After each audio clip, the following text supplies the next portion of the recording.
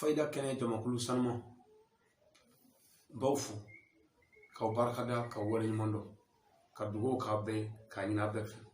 ka deli ala fɛ ala k'a mago ɲa ni fayda ninnu ye ala kira bonya kama an karamɔgɔ kama salli ala rasul ana balimakɛ don ali badara sagare an ka bi fayda jande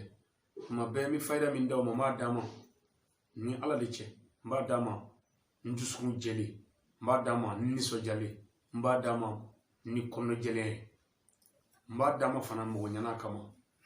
n tɛ fayda d'a ma qui sont compliqués des fayda qui sont compliqués to di fayda ɲagaminen walima min faamu ka gɛlɛn kunfin man to di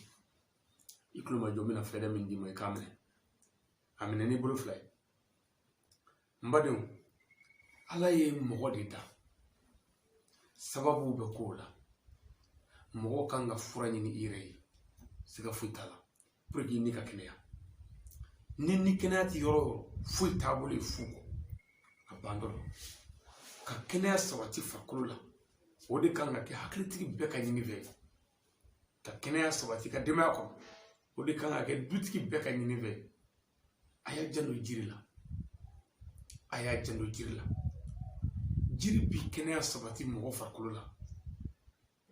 kɔfɛla min ni kungo t'a kɔfɛ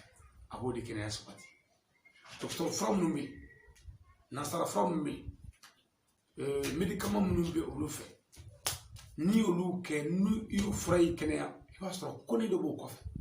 e t'o dɔn bi san 20 san 30 san 40 san 50 o kɔfɛ i bɛna ye mais an ka fura ninnu les médicaments traditionnels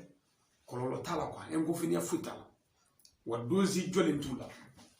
mais tubabu fura ninnu bɛɛ dosi bɔlen ni tɛmɛna dan kan dɔrɔn a bɛ kɛ tiɲɛni ye a b'a hakili to la kosɛbɛ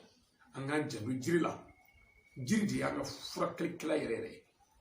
tubabu ninnu nana o jiri kelen ninnu de ta an fɛ yan k'olu bayɛlɛma ka produit k'a la a ka se ka conserver k'a mara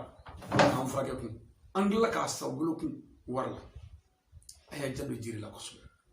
i janto jiri la n bɛna jiri fila f'i ye sisan o jiri fila in k'o kɔrɔbɔ dɛ jiri dɔ bɛ yen ko nɔngɛ dɔw ko ndɔngɛ in e k'a gili bɔ dɛ jiri dɔ bɛ yen ko sɔmɔ kelen sɔmɔ fara bɔ i ka nɔngɛ gili bɔ i k'u fara ɲɔgɔn kan k'a tobi balimakɛ to k'a min a bɛ mɔgɔ yɛrɛ nettoyer a bɛ mɔgɔ kɔnɔna joli kɛnɛya ka bɔ mɔgɔ la ka kɔnɔna banamisɛnnin caman furakɛ hali furudimi yɛrɛ a bɛ ɲɛ o ma joli minnu bɛ kɔnɔ a bɛ lafiya k'i la o la wa farikolo yɛrɛ antibiotique ba bɛ